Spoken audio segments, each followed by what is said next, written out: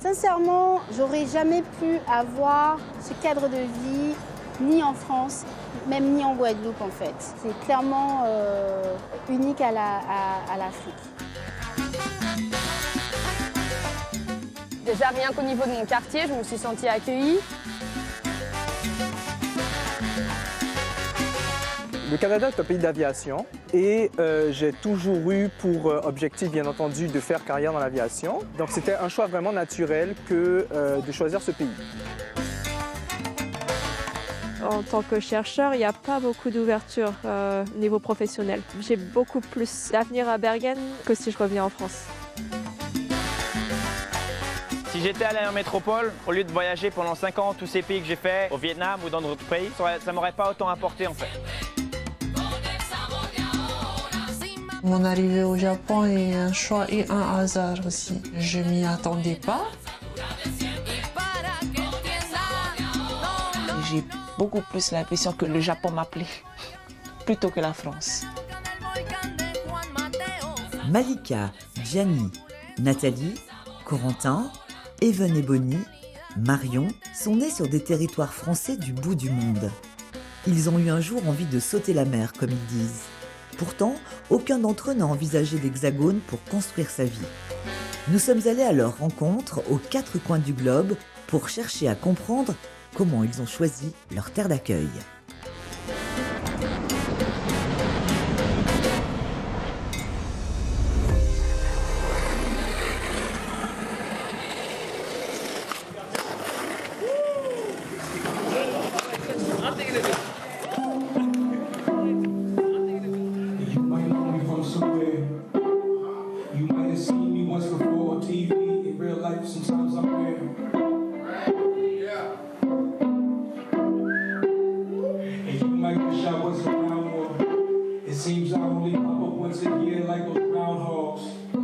J'ai choisi de venir à New York parce que c'est tellement riche.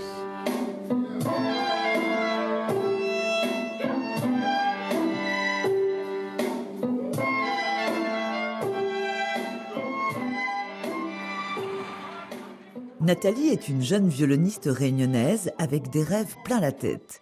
Elle a choisi de quitter son île pour partir à la conquête de New York, la ville de tous les possibles, à 14 600 km de chez elle.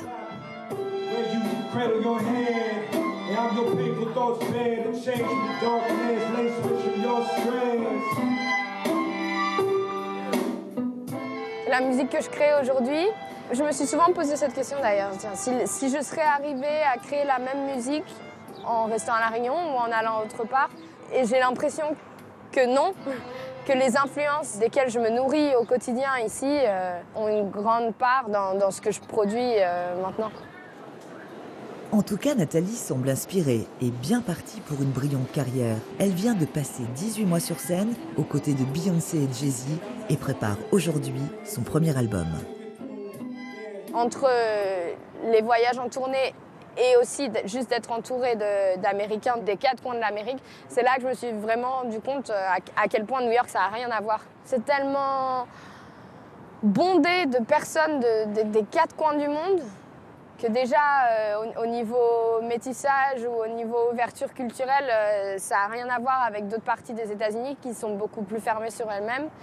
Et après, c'est aussi le rythme de vie qui est juste... c'est pas pour rien que ça s'appelle The City That Never Sleeps, parce que ça s'arrête jamais, en fait.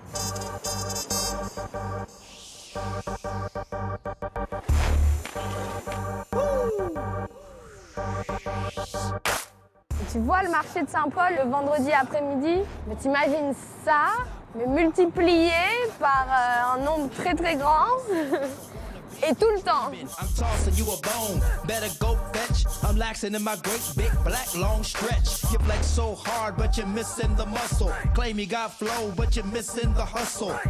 Entre la diversité culturelle et l'intensité du rythme de vie, bah, ça crée un lieu à part.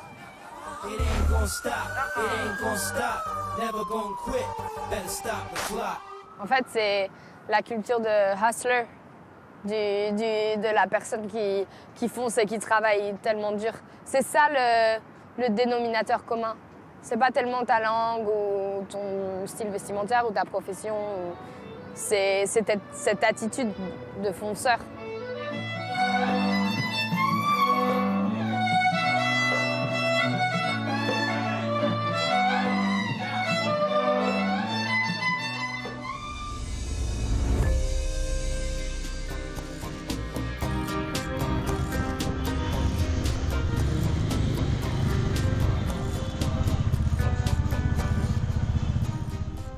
Corentin aime bouger, découvrir, voyager.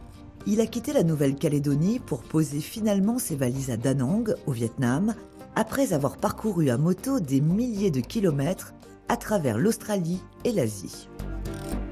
Quand tu passes de chaque pays d'Asie à un autre, c'est totalement différent, les paysages sont différents, les monuments sont différents, les religions sont différentes, les gens sont totalement différents. Et pour s'imprégner de la culture locale, une priorité pour Corentin, parler la langue. Tu vois chưa là ngó cái này không canh tươi em của tươi rồi. On était en Nouvelle-Zélande avec un copain, on travaillait dans un bar et un jour on se regarde, j'avais vu un article sur des gars qui faisaient des trips en moto au Vietnam et une moto ça coûte 200 €, même pas, moins que ça, même 150 €. Je travaillais dans un restaurant pendant au moins 60 heures par semaine, pendant 3 ou 4 mois pour mettre de côté assez. Et donc je suis venu au Vietnam où la vie c'est pas trop cher, du coup les dépenses elles sont pas... Et quand tu voyages à moto, tu as juste à payer l'essence et les réparations, du coup c'est tout. You go this way? Yeah. Orange, one orange. Một nước cam. Orange. No, orange. Et là... Next. One and strawberry. Dạo... No sugar. No ice. No Không canh được. No ice, no milk, no sugar. Okay. Là, il y a une école pas loin, du coup, il y a beaucoup de jeunes qui viennent ici pour boire pas cher, parce qu'au marché, c'est toujours moins cher que dans les magasins ou les cafés. We can mix, maybe. J'ai commencé à tomber amoureux pour ce pays. Un pays qui lui a offert en plus des opportunités totalement inattendues.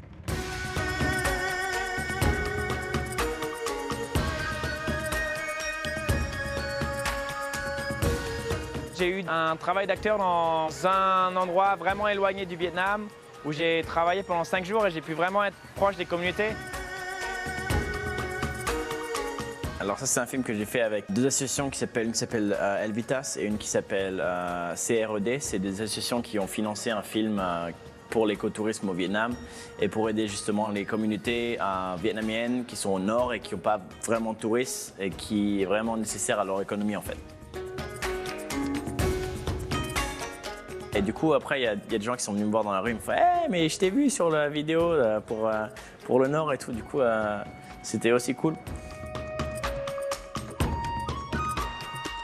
Je peux toucher au mannequinat, je peux toucher à faire des boulots d'acteur, à faire des choses différentes qui parfois ne demandent pas de diplôme au Vietnam, alors qu'en France, on devrait avoir un diplôme, on devrait faire plein d'études, alors qu'ici, je peux toucher à beaucoup de choses.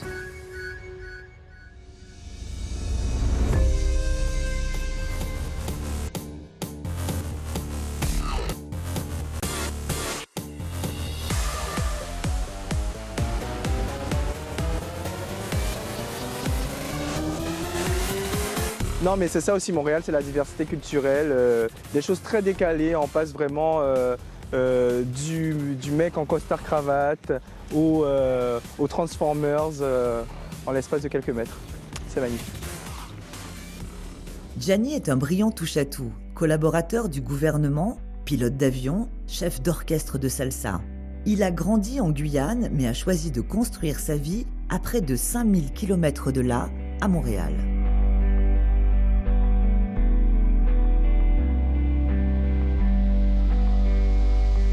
Les Québécois, parce que je pense que c'est important de différencier. Le Canada, c'est un très grand pays, puis comme je dis, il y a des spécificités aussi d'une province à l'autre. Mais globalement, les Canadiens sont des gens très ouverts, qui sont extrêmement chaleureux, très, très accueillants. puis le respect, l'ouverture, la tolérance. Donc dans le relationnel, comme je vous dis, c'est relativement facile. Très facile d'aller prendre une bière après le travail avec ses collègues, très bon enfant. Tout le monde n'a peut-être pas le même sentiment par rapport à la manière dont il est intégré, mais en tout cas, moi, j'ai reçu un très bon accueil. Ils sont très respectueux de ta différence. Donc je pense que ça, c'est vraiment très intéressant. Et puis ils s'intéressent vraiment, ils te posent des questions sur d'où tu viens, qu'est-ce que tu fais, pourquoi tu as choisi le Québec. Ça surprend souvent les gens. Pourquoi vous choisissez le Québec pour venir vous installer? Donc ça, c'est quelque chose qui, je crois, fait partie des différences assez importantes avec d'autres endroits où j'ai pu vivre.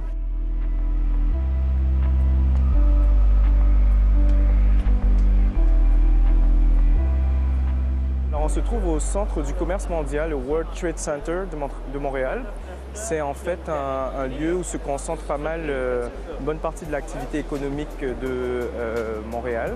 Siège de plusieurs ministères, plusieurs grandes entreprises, plusieurs organisations montréalaises. Et c'est un lieu très évocateur pour moi puisque c'est un lieu où j'ai travaillé en tant que conseiller à l'exportation et en commerce international.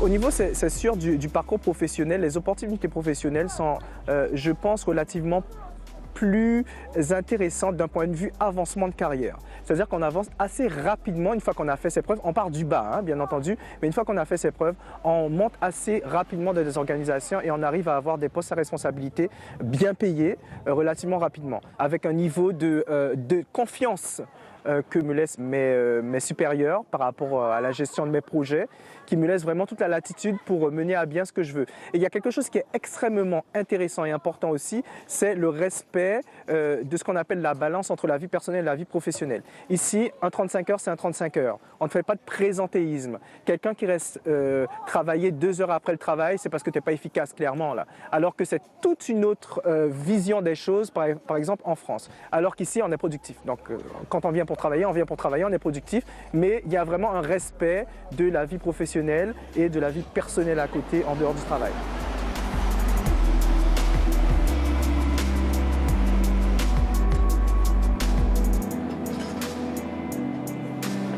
Je pense que c'est un pays qui laisse et donne beaucoup d'amplitude et laisse beaucoup de chance pour tous ceux qui ont un petit peu d'ambition, en fait. C'est quelque chose que je ne pense pas retrouver ailleurs.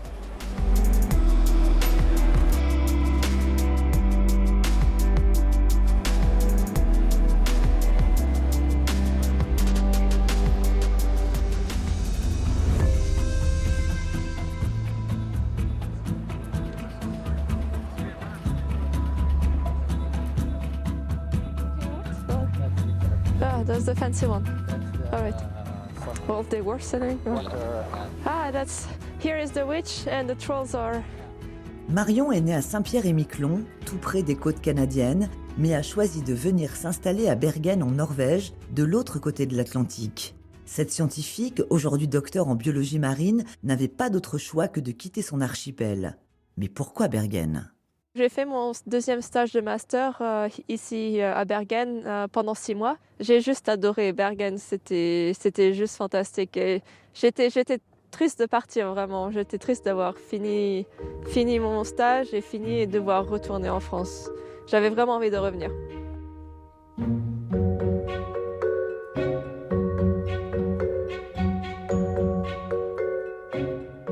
Il y a eu cette opportunité de thèse. Donc j'ai candidaté et donc je suis revenue à Bergen juste après avoir passé mon master pour commencer ma thèse. C'était une opportunité de revenir à Bergen pour travailler avec les gens que j'ai beaucoup appréciés, de revoir mes amis. Donc il en a pas fait le plus pour me convaincre en fait. Parmi ses amis, Johan, un Espagnol expatrié comme elle, avec lequel elle aime profiter des grandes forêts nordiques.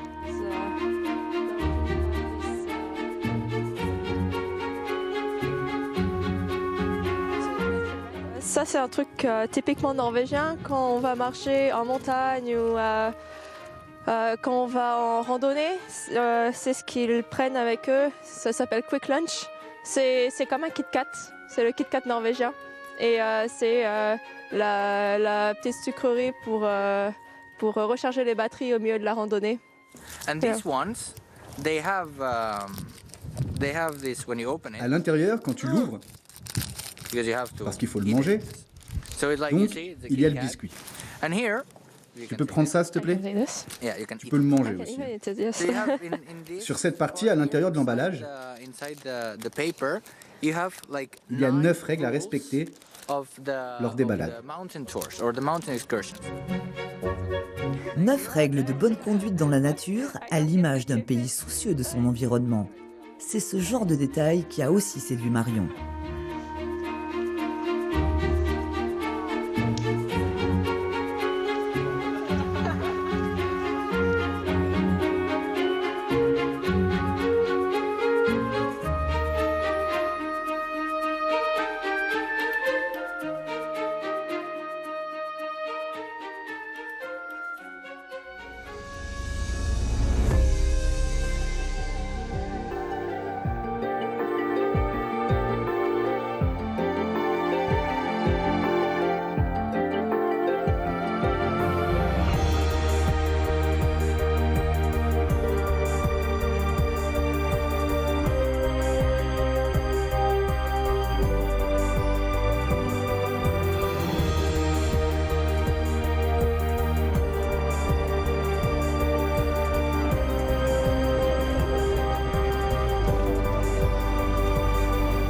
Evan et Bonnie sont 2 danseuses traditionnelles polynésiennes. Elles ont décidé un jour de quitter Tahiti pour venir pratiquer leur art au Japon. C'est là qu'elles se sont rencontrées et qu'elles sont devenues amies. Mais que sont-elles venues chercher ?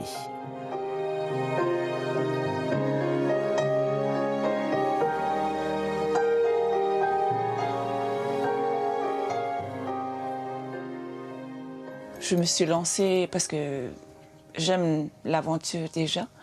Donc du coup, pour moi, c'était une manière d'apprendre. Je n'ai pas voulu chercher à comprendre les informations sur Internet et tout. J'ai voulu voir par moi-même. On n'a pas forcément besoin de se renseigner. Pour ma part, en tout cas, je préfère partir à l'aventure comme ça. Je ne connaissais pas du tout le pays, donc du coup, il fallait que je fasse mes petites recherches par rapport à la sécurité déjà, si le Japon était safe ou pas. Au départ, je m'inquiétais beaucoup sur les tremblements de terre. Oui, parce qu'ici, il y a énormément et le Japon est placé là où il ne faut pas. Et justement, beaucoup de séismes et tremblements de terre se passent. Oui. J'en ai vécu des tout petits et au départ, c'était un peu bizarre, mais je n'ai pas encore vécu le pire. J'aimerais pas. Si on m'avait proposé un poste comme celui-ci en France, j'aurais peut-être réfléchi à 2 fois ou 3 fois même avant d'accepter ou de donner ma décision. Alors que pour le Japon, en fait, il n'y a pas eu de... J'ai pas réfléchi trop longtemps, quoi. Mon arrivée au Japon est un choix et un hasard aussi. Parce que je m'y attendais pas. Mais j'entendais beaucoup parler du Japon, oui. Et ça donnait envie de venir. J'ai beaucoup plus l'impression que le Japon m'appelait, plutôt que la France.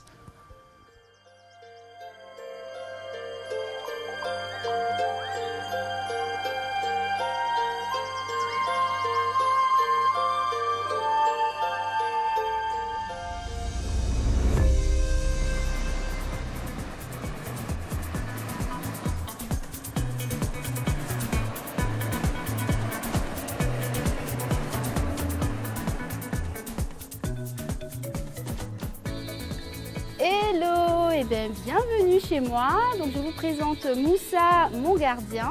Voilà, donc suivez-moi. Malika est une jeune Guadeloupéenne pleine d'ambition. Elle a décidé de troquer le soleil des Antilles pour celui de l'Afrique. Elle a choisi Abidjan, la mégapole ivoirienne, pour implanter son agence de communication événementielle. Voilà, donc là nous sommes dans mon salon, ma salle à manger, un petit espace où je reçois aussi des amis. Et puis mon fameux jardin avec mon petit hamac. Il est important pour moi d'avoir toujours mon hamac. Quand Pour ceux qui connaissent chez moi en Guadeloupe, on a même un salon de hamac. C'est vraiment quelque chose que j'aime. J'aime bien me poser dans mon hamac l'après-midi, soit à lire, à être au téléphone avec ma famille, mes amis, etc. C'est vraiment mon moment de détente.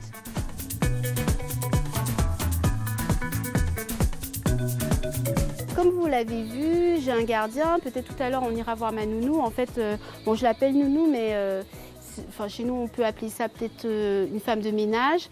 Donc, elle vit avec moi, donc du lundi au samedi. Donc, du coup, c'est elle qui s'occupe de l'entretien, de la maison, du repas, etc. C'est pas propre uniquement à moi. C'est vraiment quelque chose de très normal ici, en fait, d'avoir un personnel de maison. Donc c'est vraiment propre à l'Afrique de pouvoir, en tout cas quand on a un certain pouvoir d'achat, de pouvoir avoir tout ce dispositif autour de soi. Merci Moussa. Bonjour. Tu me fais à combien? Non, 2005. 3000, il a payé 500, 2500. 2500 va te revenir? Ok.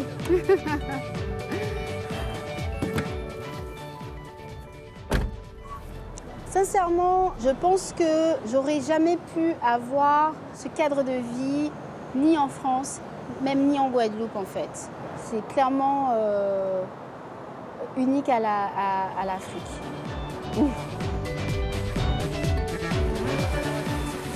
Moi, mon African Dream, c'est de pouvoir avoir ma jolie maison et ma famille dans un coin sympa, comme à Assini par exemple, où on est entre la lagune, la mer, où justement ça me fait beaucoup penser à chez moi. C'est de pouvoir, déjà par rapport à mon agence, pouvoir être présente partout en Afrique francophone. Quand on vient de la Guadeloupe, quand on vient de Paris et quand on atterrit dans un pays d'Afrique, on voit un mélange de tout ça en fait, mais avec beaucoup plus d'authenticité. Et ça correspondait bien en fait un peu à ma personnalité. Je souhaite vivre entre ma plage et mon building. Et je trouvais que les villes africaines correspondaient à ça. Et c'est ce que je n'ai pas retrouvé forcément en France. J'étais ravie, franchement, Paris c'est une très très belle ville. J'étais ravie de faire mes études là-bas. J'ai rencontré des magnifiques personnes, etc. Mais franchement, la mentalité de là-bas ne me correspondait pas en fait. On se pose trop de questions, il y a trop de clivages. Pour accéder à des hautes sphères, franchement, il faut y aller. Tandis qu'ici, moi, dès que je suis arrivée, c'est juste peut-être le président que j'ai peut-être pas encore rencontré. Encore, ça, c'est peut-être très simple à faire. Mais tout est possible.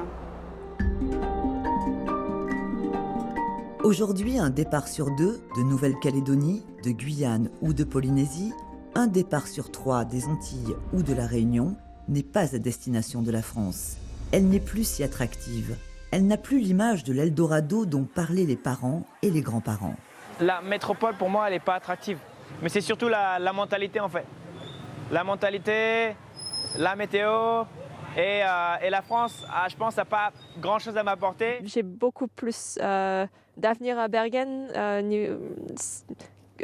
que si je reviens en France. Professionnellement, je vais là où il y a du boulot. Quand je suis arrivée à Paris, c'est là où j'ai appris que j'étais noire, beaucoup de différences, beaucoup de questionnements qui n'ont pas lieu d'être en fait. Ce que je n'ai pas vécu ici. Alors, je n'ai pas de rapport conflictuel avec la métropole. Je suis très reconnaissant et très fier d'être français, franco-canadien maintenant. Mais je me sens mieux et je me suis toujours senti mieux en termes d'évolution professionnelle dans cette culture-là. La culture canadienne où Gianni peut facilement vivre ses passions.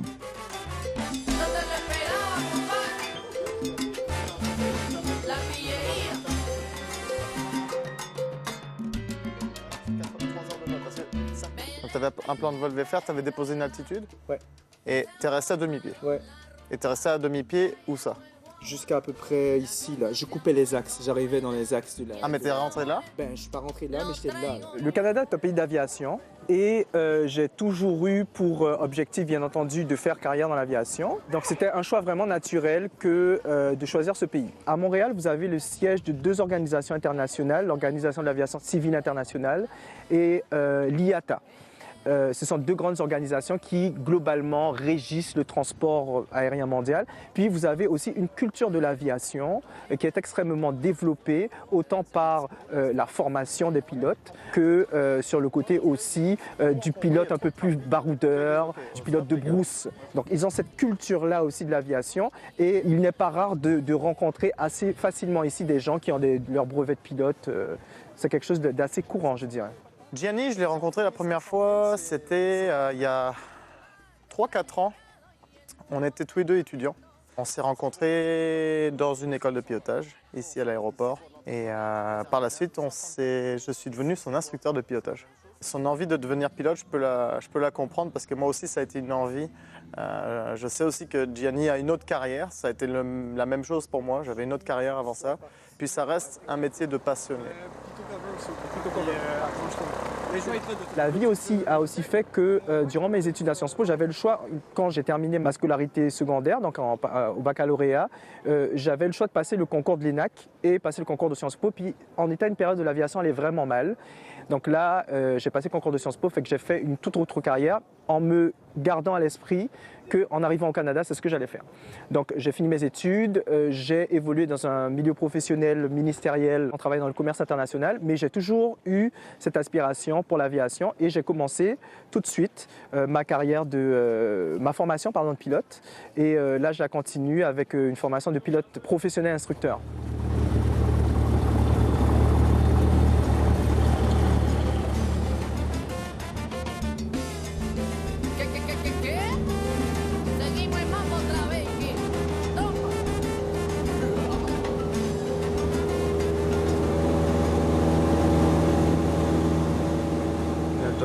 Check airplane.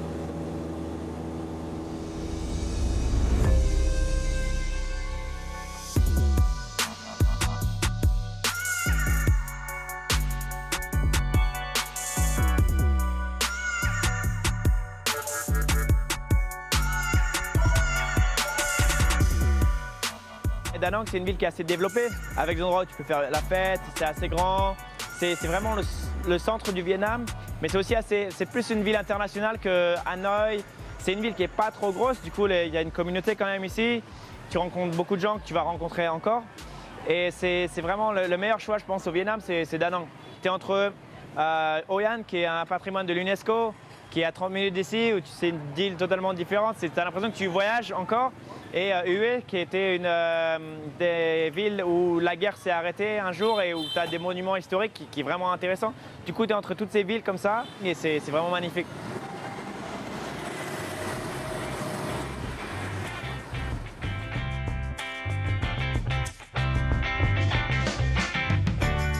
Da Nang, c'est une ville qui a des montagnes, qui a un beau flanc de mer. Ça me rapproche aussi un peu de mon île et de ce que je veux dans ma vie parce que quand on vit sur une île paradisiaque, on va forcément être proche de la mer. C'est un peu notre côté lien, on a une connexion avec l'océan. D'être près de la mer, en fait, ça te fait être plus heureux intérieurement. Ça t'apporte beaucoup plus que de vivre dans une ville où tu n'as rien en fait, où tu vas être plus déprimé.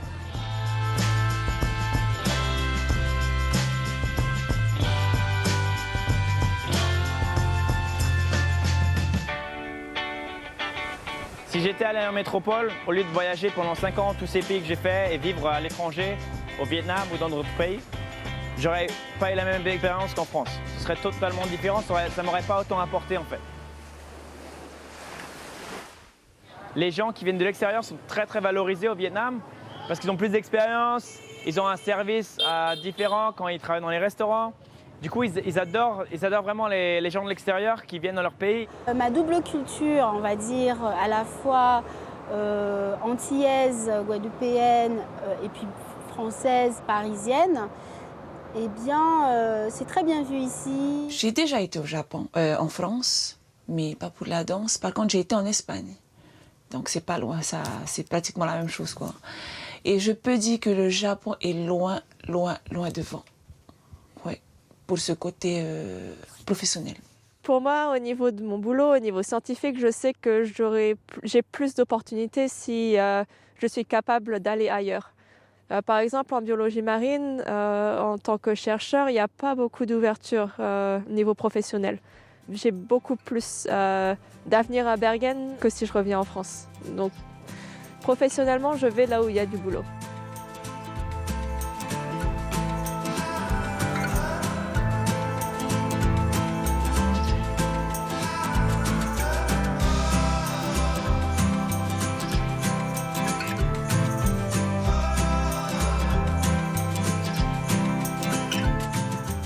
Quand je suis partie, je savais que dans le futur direct, il n'y aurait pas d'opportunité pour moi à Saint-Pierre.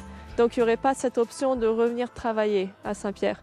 Et donc ça fait que je ne vais pas retourner chez moi pour travailler, je vais juste aller ailleurs. Et puis si j'ai l'opportunité d'aller dans un autre pays, j'irai dans un autre pays. Et ça m'a mis dans un état d'esprit où j'ai envie de découvrir plus parce que j'ai l'opportunité. Et parce que je sais que c'est pas si terrifiant que ça, en fait. C'est même plutôt excitant. And after Iceland, they will come to Bergen. Yeah. And do you change often the carvings? Donc, on est au Magic Ice Bar. Et c'est un bar où il fait -5, -10 degrés et où le bar et les tables, les chaises sont faites en glace, ou sont taillées dans la glace. Et donc autour, il y a des sculptures dans la glace également qui sont renouvelées tous les 6 mois. Il y a des sculptures différentes qui arrivent.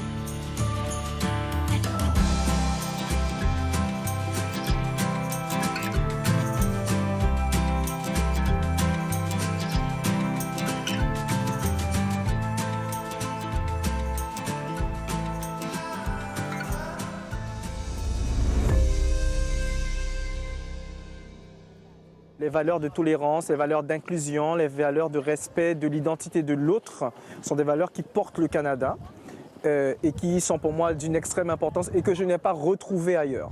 Si tu vas dans une rue du marché, tu dis bonjour à quelqu'un, ils vont toujours te répondre avec le sourire. Alors que quand tu vas peut-être en France ou dans des pays d'Europe, ce ne sera pas la même chose. Ils vont te regarder bizarrement, ils vont te faire mais qu'est-ce qu'il me dit lui? Moi, je me suis sentie accueillie dans le sens où le premier quartier où j'ai habité, tout de suite, il y a eu une relation avec les voisins et on se disait bonjour, ils savaient qui j'étais, ils faisaient attention. Donc déjà, rien qu'au niveau de mon quartier, je me suis sentie accueillie. Ils sont très accueillants, ils aiment bien parler, poser des questions comme ça alors que tu les as rencontrés il y a 5-10 minutes, des questions qui, chez nous, seraient un petit peu trop personnelles. Ils sont très, très ouverts, très, très curieux. Du coup, c'est un endroit très intéressant à vivre. Je me sens comme chez moi, d'accord? Et mes amis ici me disent non, tu es chez toi. Donc, ouais, je me sens chez moi. Enfin, je suis chez moi.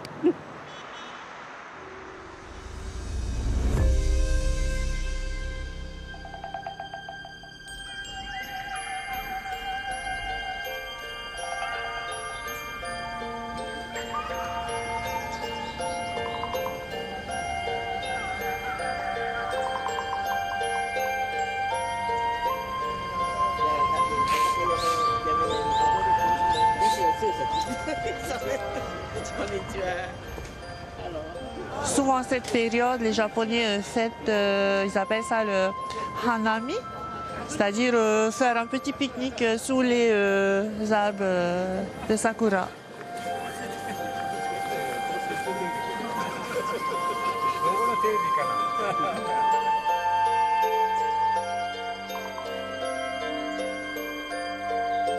Juste avant de quitter Tahiti, j'ai un peu fait mes recherches à droite à gauche.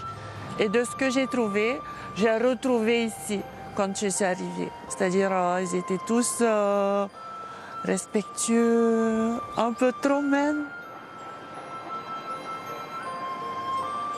À mon arrivée ici, j'étais surprise de voir que les Japonais ne parlaient pas vraiment anglais. Et j'ai cru comprendre qu'ils avaient plusieurs façons d'écrire le japonais.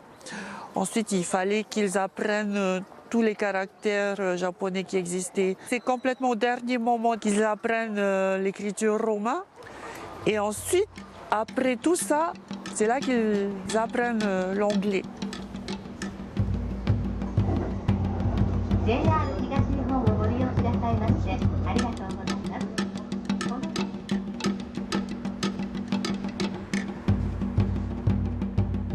On va dans un restaurant, c'est là, j'ai un peu faim, qui se trouve ici, Higashi Jujo.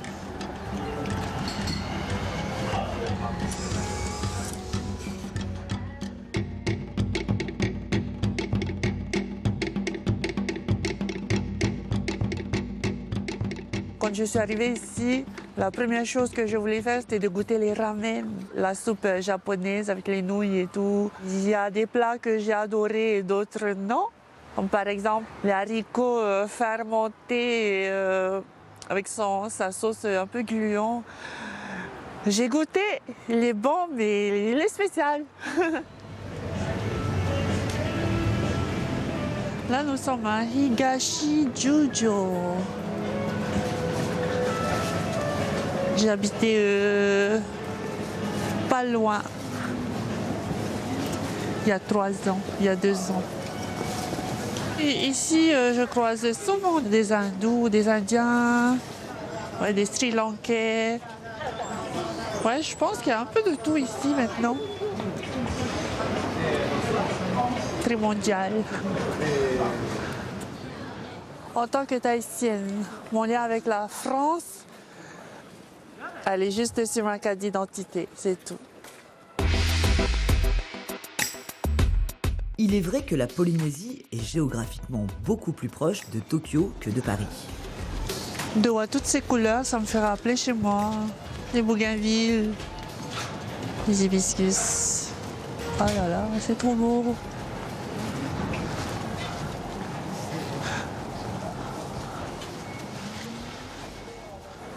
À cette époque, je ne comprenais pas pourquoi nous, Tahitiens, à l'école, devons apprendre toute la géographie de la France, toute l'histoire de la France, alors que nous sommes Tahitiens. Un mélange de tout ça pour faire ma petite coiffe végétale. Ah, ça fait du bien, ça sent trop bon. Un de mes frères est allé étudier en France. On lui a demandé comment c'était la France et s'il l'avait aimé et tout. Bah, lui, il a adoré. Ça a un peu changé ma vision des choses, mais j'ai toujours pas envie d'aller en France. Avec tout ce qu'on voit, les attaques terroristes, les attentats, franchement, pour moi, ça me dit pas de partir en France. En vacances, oui, mais habiter, je sais pas. Je savais que j'étais venue prendre mon expérience, mon réseau, tout. Après, je ne savais pas exactement où j'irais, mais c'est sûr que je n'allais pas rester à Paris. Quand j'étais ado, tous les étés, je partais faire des stages de jazz dans la banlieue de Paris, et puis j'ai de la famille à Paris. Ça m'a pas trop plu, l'expérience que j'ai eue là-bas. Je trouvais que les gens étaient un peu... ont tendance à être un peu grincheux et pas toujours très polis. Et puis, dans le milieu de la musique, et surtout de la musique classique, il y avait un côté un peu prétentieux. Et à l'époque où j'avais tellement peu confiance en moi, c'était pas un environnement dans lequel je me voyais m'épanouir. Mais ce n'est pas pour autant qu'à New York, tout est facile.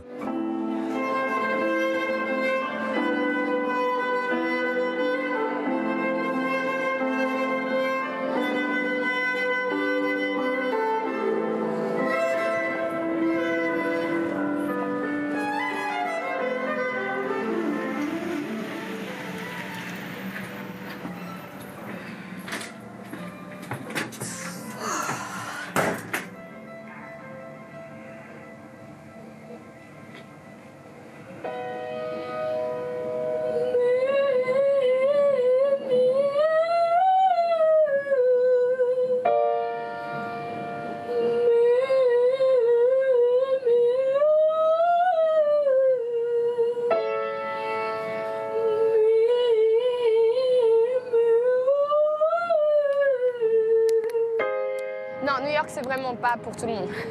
C'est peut-être pour tout le monde pour venir en vacances, pour une semaine ou deux et découvrir. Mais pour s'y installer, je pense qu'il faut avoir un but, quoi. Et ce but, en étant ici, il peut évoluer. Mais il faut avoir vraiment un désir profond d'être là et de défoncer le truc. Parce que sinon, il y a tellement de challenges au quotidien, c'est difficile. Et si en plus on fait ce choix de venir seul, ça va prendre du temps d'avoir un réseau de support. Donc non, c'est vraiment pas pour tout le monde.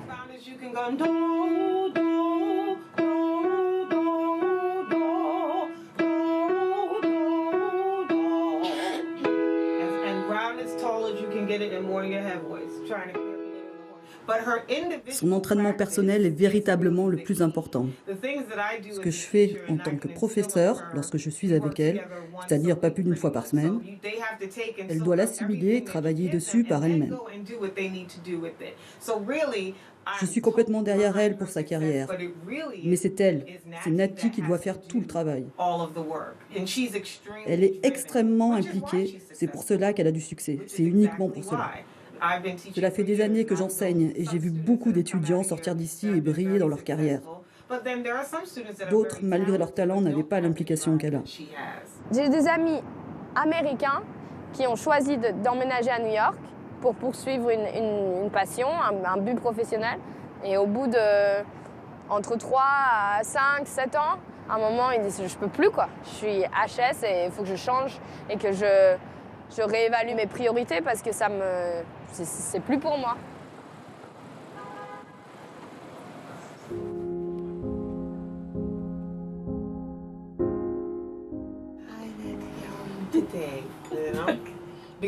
Si tu commences à saluer tout le monde, tu vas parler trop fort. « Salut toi, comment tu vas ?» Tu vas t'essouffler et tu n'as pas le temps pour cela. Personne d'ailleurs. Attends, je dois me reposer d'abord et ensuite on parlera. Donc essaye de chuchoter pour le moment et bois de l'eau à température ambiante. C'est une excellente leçon pour moi. Je suis pas bonne quand il s'agit de me reposer et de me dire que je dois dormir, que je dois prendre ma journée pour me reposer et non pratiquer. Et tu peux pratiquer dans ta tête.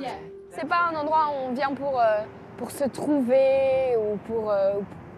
Non, il faut venir et même si on n'est pas fort, mais se mentir à soi-même et se dire qu'on est fort quand même pour y arriver, quoi, parce que c'est pas un endroit paisible.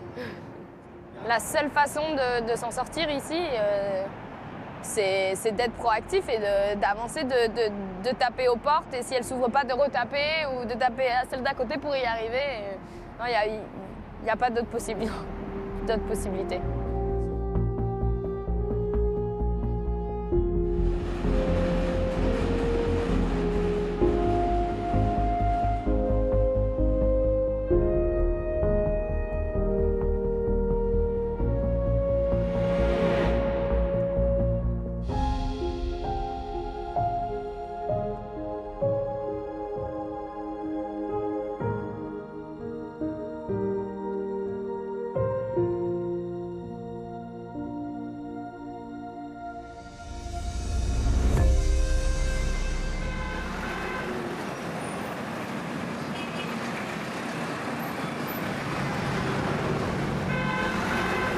Quand même un peu peur de conduire ici parce que c'est sportif.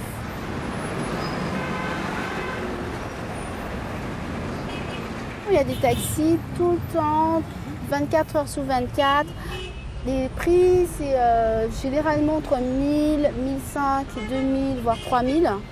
Donc, alors 3000 francs CFA, donc le maxi, on va dire. Enfin, bon, après il y a plus, mais en général, les courses, moi je les fais à ce prix-là. Et donc, c'est à peu près 4 € le déplacement.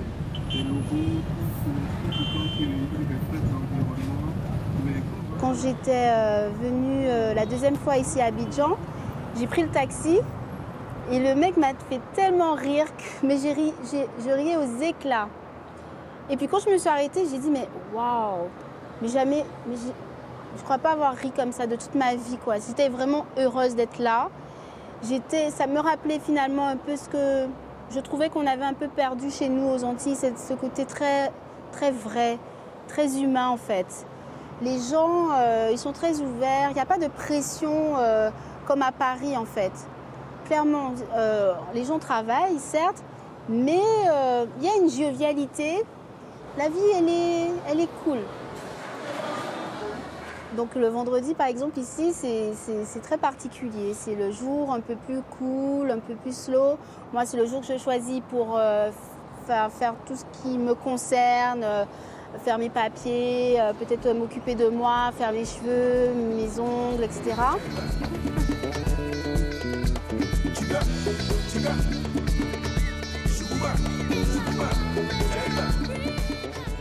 Donc moi, sincèrement, je prends quand même un petit peu de temps dans mon planning pour prendre un petit peu de soin de moi. Et puis moi, j'ai des locks, c'est pas très répandu ici en Côte d'Ivoire. Donc c'est souvent des tissages ou les cheveux raides. Donc si moi je me ramène avec ma touffe mal coiffée, etc., ça peut ne pas faire bon genre, quoi. Donc je fais quand même un peu attention à avoir souvent mes cheveux bien coiffés.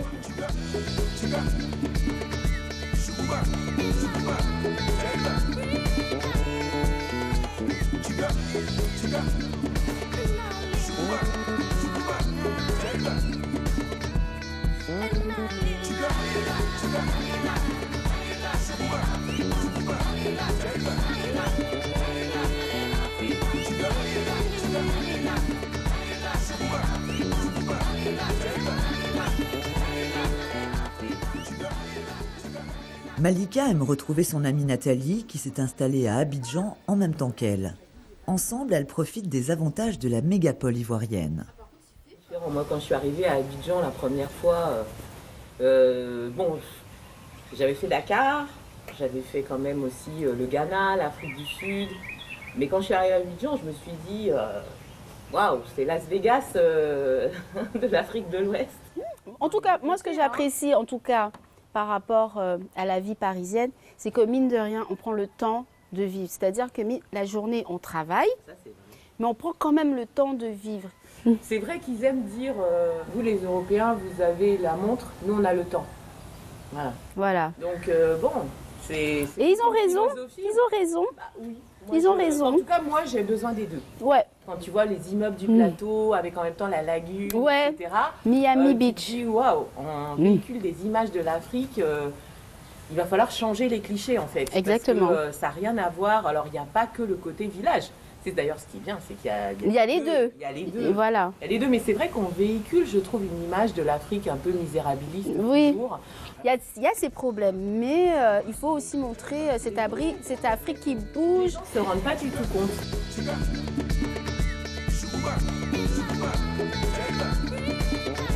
Alors moi aujourd'hui, après bientôt 2 ans en Côte d'Ivoire, moi je me considère, d'ailleurs sur mes réseaux sociaux, je dis que je profite de la vie entre la Caraïbe et l'Afrique. Ils sont tellement contents en fait de voir une Antillaise aimer autant leur pays sans faire de différence, etc. que tu vois, ils m'adoptent, ils m'ont tout de suite adoptée et sincèrement je me sens plus proche de l'Afrique que de la France.